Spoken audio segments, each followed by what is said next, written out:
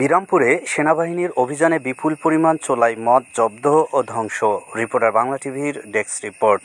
দিনাজপুরের বিরামপুরে সেনাবাহিনীর অভিযানে বিপুল পরিমাণ চোলাই মদ, চুয়ানি ও এর তৈরির উপকরণ জব্দ করে ধ্বংস করা হয়েছে।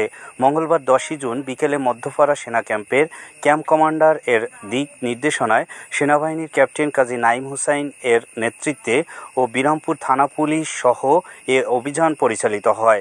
অভিযানটি বিরামপুর পৌর শহরের পাহানপট্টি ও পলিপ্রয়াগপুর ইউনিয়নের দুর্গাপুর পাড়ায় এ অভিযান পরিচালিত হয়।